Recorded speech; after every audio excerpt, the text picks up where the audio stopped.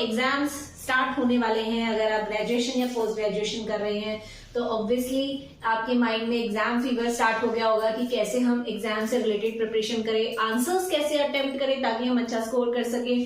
तो इसी से रिलेटेड मैं एक वीडियो आज लेकर आई हूँ जो कि रिक्वेस्ट की थी मिस्टर निखिल सिंह ने।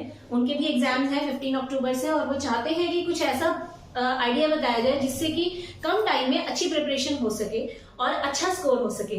तो दोस्तों ये वीडियो आप सभी के लिए यूजफुल होने वाली है, इसलिए वीडियो को एंड तक जरूर देखिएगा। वीडियो पसंद आए तो दोस्तों के साथ शेयर कीजिएगा, लाइक कीजिएगा, कमेंट करके बताइएगा वीडियो कैसी लगी। और अगर आप चैनल पर नए हैं, अभी तक चैनल सब्सक्राइब नहीं किया है तो प्लीज चैनल को सब्सक्राइब कर दीजिए। देखिए मैं आपको गारंटी देती हूँ कि अगर आपने आज की वीडियो देखी तो आपको काफी हद तक मॉरल आपका इंक्रीज हो जाएगा, आपको पता चल जाएगा कि हमें किस डायरेक्शन में मूव करना है, कैसे हमें तैयारी करनी है।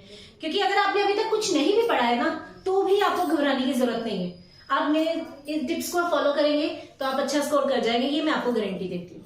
तो देखिए सबसे पहले किसी भी एग्जाम के लिए हमें उसका एग्जाम पैटर्न पता होना चाहिए कि उसमें कितने क्वेश्चन आते हैं, कितने कितने मार्क्स के आते हैं, ताकि हम उसके अकॉर्डिंग प्रिपरेशन कर सके।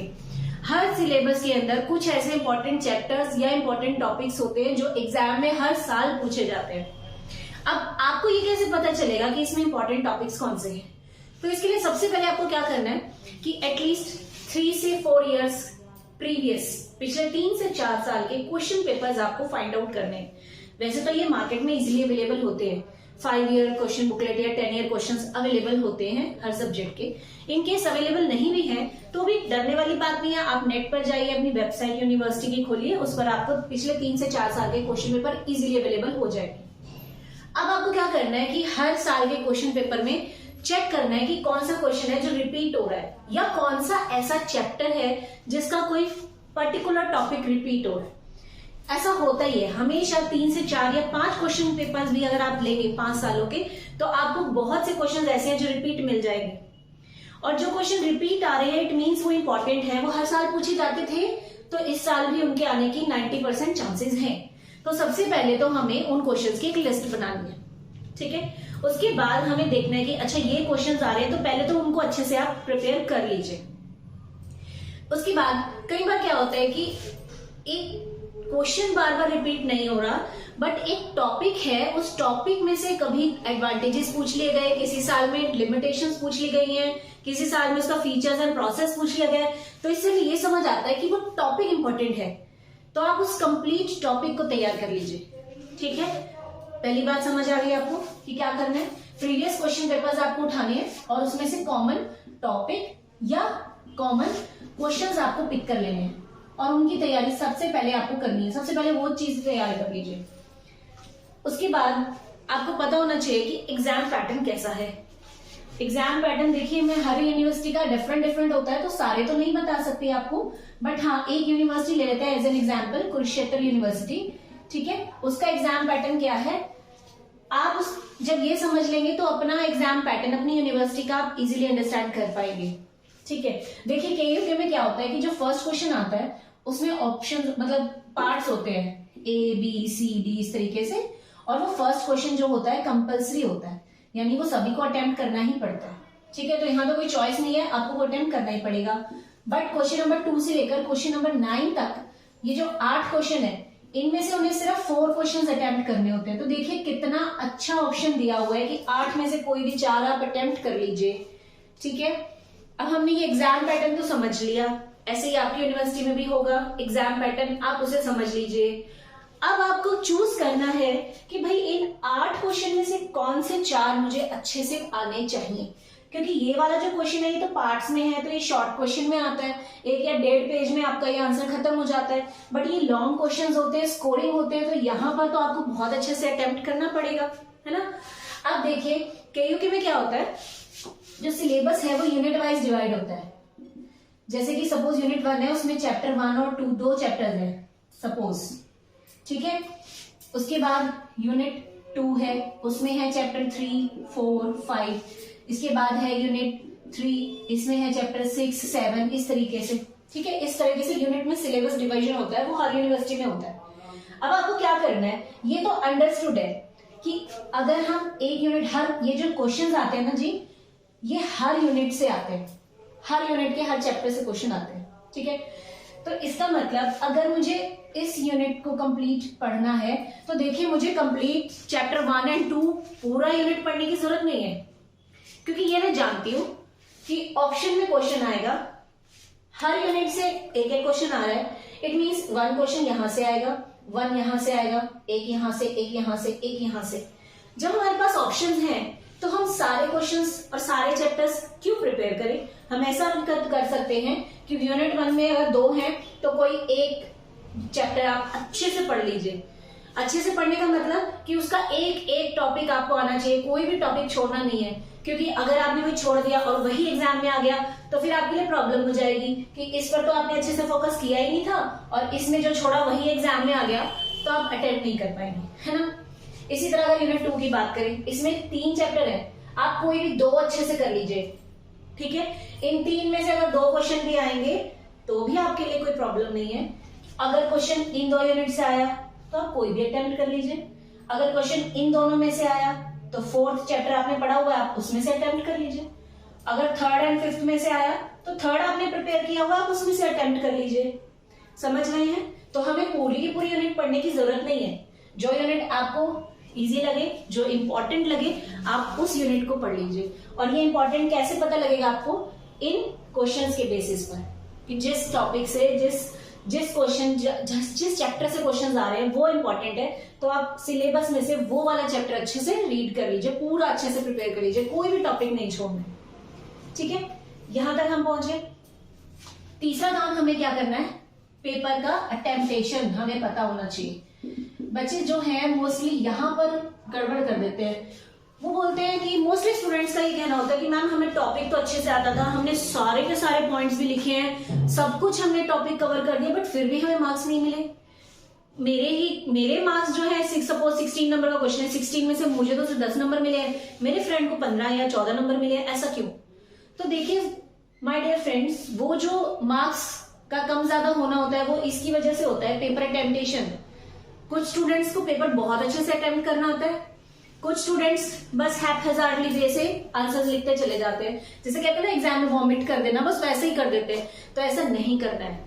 आपका जितना अच्छा अटेम्प्टेशन होगा उतना ही अच्छा आप स्कोर कर पाएंगे। अब आपको अटेम्प्ट कैसे करना है? देखिए, कोई भी क्वेश्चन आप जो लिख रहे हैं ना, उसको पैराग्राफ में तो कभी भी मत लिखिए। जो भी आंसर आप लिख रहे हैं ना, पैराग्राफ हमेशा अवॉइड करो, क्योंकि कोई भी एग्जामिनर पूरा पैराग्राफ नहीं पढ़ता, टाइम वेस्ट नहीं करता है वो। जितने ज्यादा पैराग्राफ्स में आप आंसर लिखेंगे उसको उतना ही ज्यादा बोरिंग लगेगा और वो मार्क्स कम देगा। तो आपको करना क्या है? आपको आंसर पॉइंट्स में लिखने हैं, ठीक है। जैसे सपोज पूछा गया आपसे what are the objectives of accounting, ठीक है, तो आप क्या करेंगे? पहले ये नहीं कि बस सीधा ही ऑब्जेक्टिव्स ऑफ अकाउंटिंग स्टार्ट कर दिया, नहीं। जो भी क्वेश्चन आपसे पूछा जाए, जिस भी टॉपिक की इंपॉर्टेंस, एडवांटेजेस, मेरिट्स, कुछ भी आपसे पूछा है, तो आपको एटलीस्ट 3 से 4 लाइन्स में उसका इंट्रो देना है सबसे पहले। तो इंट्रो में क्या करेंगे आप? सबसे पहले आप इंट्रोडक्शन में लिखेंगे कि व्हाट इज अकाउंटिंग, क्योंकि आपसे क्या पूछा है? Objectives of accounting. तो भैया पहले अकाउंटिंग बताओ तो सही कि क्या होता है, तभी तो उसके ऑब्जेक्टिव्स बताओगे, वो इम्प्रेसिव लगता है। अगर सीधा ही ऑब्जेक्टिव्स ऑफ अकाउंटिंग हेडिंग डाल के आंसर लिखना स्टार्ट कर दोगे, वो अच्छा नहीं लगता है, ठीक है। तो हमने पहले इंट्रोडक्शन दे दिया, अकाउंटिंग क्या है, या हम ऐसा भी लिख सकते हैं मीनिंग ऑफ अकाउंटिंग, ठीक है, एक्सप्लेन कर दिया। 3 से 4 लाइन्स, ज्यादा नहीं लिखना है, क्योंकि उसने आपसे अकाउंट्स का मीनिंग नहीं पूछा है, तो आपको इस पे बहुत ज्यादा टाइम वेस्ट नहीं करना है, ठीक है। आपने इंट्रो दे दिया, उसके बाद आप हेडिंग डाल दीजिए ऑब्जेक्टिव्स ऑफ अकाउंटिंग। अब हेडिंग ध्यान रखना है, इस तरीके से रनिंग लेटर्स में मत लिखा करो। जब भी किसी भी आंसर की हेडिंग लिखते हो वो इस तरीके से कैपिटल्स में लिखा करो, ऑब्जेक्टिव्स ऑफ अकाउंटिंग, ठीक है जी, बात समझ आई। अब आपने ऑब्जेक्टिव्स ऑफ अकाउंटिंग लिखा और उसको अंडरलाइन कर दिया। अब ऐसा नहीं है कि ऑब्जेक्टिव्स ऑफ अकाउंटिंग आप सीधा सीधा लिखते जा रहे हो पैराग्राफ में, नहीं, आपको लिखना है पॉइंट्स में। फर्स्ट पॉइंट हेडिंग आप लिखेंगे, जो भी आपको आंसर आता है हेडिंग आप लिखोगे, हेडिंग को अंडरलाइन करोगे, फिर यहां पे आप उसकी एक्सप्लेनेशन दोगे, ठीक है जी। सेकंड पॉइंट आप लिखेंगे, हेडिंग लिखोगे, आप उसको अंडरलाइन करोगे, फिर उसका एक्सप्लेनेशन लिखोगे।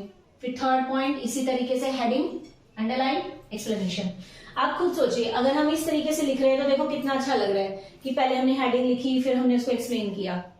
इसी से एग्जामिनर को पता चल जाता है कि बच्चे को कितनी नॉलेज है। अगर आप ऐसे पैराग्राफ की तरह गंदा सा लिख देंगे तो वो उनको अच्छा नहीं लगेगा, ठीक है। इसी तरह हमेशा ध्यान रखना है, जब भी किसी चीज को लिखो पॉइंट्स में लिखो और कोशिश करो एटलीस्ट 10 से 12 पॉइंट्स आप उस टॉपिक के लिखिए, ठीक है। क्योंकि जितने ज्यादा पॉइंट्स आप बना पाएंगे उतना ज्यादा एग्जामिनर आपसे इंप्रेस होगा। मैंने कई बार देखा है बच्चे आंसर शीट में 4, 5 या 6 पॉइंट्स लिख कर आ जाते हैं और सोचते हैं कि हमें 16 में से नंबर मिल जाए, ये पॉसिबल नहीं है, ठीक है। तो अब नेक्स्ट बात करते हैं हम और चार्ट्स वगैरह कैसे आप आंसर में लिख सकते हो जिससे कि आपका आंसर और ज्यादा इंप्रेसिव लगे। देखिए, अगर आप एग्जाम में आंसर अटेम्प्ट करते टाइम इस तरीके से चार्ट बनाएंगे तो आपको 2 फायदे होंगे। पहली बात तो आपका पेपर बहुत इंप्रेसिव लगेगा, अट्रैक्टिव लगेगा, और दूसरी बात आपके पास जो पेजेस हैं वो आप ज्यादा से ज्यादा पेजेस कवर कर पाएंगे, आंसर को लेंथी बना सकते हैं, ठीक है ना। जैसे सपोज करते हैं आपसे टाइप्स ऑफ कंपनीज पूछा है, किसी भी चीज के अगर आपसे टाइप्स पूछे हैं तो आप इस तरीके से फ्लो चार्ट बना सकते हो, हेडिंग डाल के नीचे उसके टाइप्स लिख सकते हो। अगर इसके अंदर भी टाइप है तो आप एक और इसके अंदर इस तरीके से बना सकते हो, ठीक है। या फिर आप ऐसे भी कर सकते हो, लाइक दिस, इसके सब पार्ट्स दिखाने के लिए, ठीक है। अगर आपसे किसी चीज का प्रोसेस पूछा है, जैसे कि मैंने यहाँ बनाया प्रोसेस ऑफ प्रोडक्ट डेवलपमेंट, तो आप प्रोसेस इस तरीके से दिखा सकते हो कि सबसे पहले क्या स्टेप होता है, फिर उसके बाद क्या होता है, 3rd, 4th, 5th, इस तरीके से आप फ्लो चार्ट बना सकते हो आंसर शीट पर, ठीक है। अगर आपसे किसी चीज की स्टेजेस पूछी है, ठीक है, तो आप स्टेजेस बना सकते हो, जैसे ये 1st स्टेज है, फिर ये 2nd है, 3rd है, 4th है, 5th है, इस तरीके से जब आप ऐसे पहले बनाएंगे डायग्राम और उसके बाद नीचे उसके स्टेजेस या उसका प्रोसेस एक्सप्लेन करेंगे तो वो देखने में बहुत अट्रैक्टिव लगेगा। और लास्ट टिप जो मेरी है वो है कंक्लूजन, जो हमने बात करी कंक्लूजन की। मतलब जब आप पेपर में क्वेश्चन स्टार्ट करते हैं कोई भी, जैसा कि मैंने बताया था कि meaning of objectives of accounting आपसे पूछा है, ठीक है, आपने 3-4 लाइन में मीनिंग लिख दिया, आपने ऑब्जेक्टिव्स लिख दिए, तो बस उसको वही मत छोड़ो, आप लास्ट में क्या करिए, एक और हेडिंग डालिए कंक्लूजन, और फिर उसमें उस ऑब्जेक्टिव्स का कंक्लूजन लिखिए। 3 से 4 लाइन सफिशिएंट है। वैसे तो एग्जामिनर जो होते हैं वो कंक्लूजन ज्यादातर रीड नहीं करते, लेकिन अगर आपने कंक्लूजन लिखा हुआ है तो वो इंप्रेस हो जाते कि हाँ बच्चे ने आंसर का एक निचोड़ दिया, आंसर अच्छे से अटेम्प्ट किया है। कोशिश करिए हर क्वेश्चन में आप कंक्लूजन जरूर लिखें। कई बार हम देखते हैं कि कुछ ऐसे क्वेश्चन होते हैं जिसमें स्टेटमेंट दी होती है ऐसे करके इन्वर्टेड कॉमर्स में, और फिर वो बोल देते हैं एक्सप्लेन दिस स्टेटमेंट, ठीक है। तो जब इस तरीके का क्वेश्चन आएगा वहां तो कंक्लूजन 100% आपको देना ही देना है। आप मीनिंग से स्टार्ट कीजिए, जिस भी चीज के बारे में उसने पूछा है पहले आप उसका मीनिंग दीजिए, फिर जो पूछा है वो आंसर लिखिए, लास्ट में आप कंक्लूजन दीजिए। जब आप इस तरीके से एग्जाम अटेम्प्ट करेंगे तो मैं आपको गारंटी देती हूँ कि आपका स्कोर बहुत अच्छा जाएगा। अब आज के लिए इतना ही। आई होप आपको कॉन्सेप्ट समझ आ गया कि आप एग्जाम में कैसे अटेम्प्ट करें और कैसे अच्छा स्कोर लें। तो नेक्स्ट वीडियोस का वेट कीजिएगा। Till then bye bye, have a good day and please channel को सब्सक्राइब कर दीजिएगा।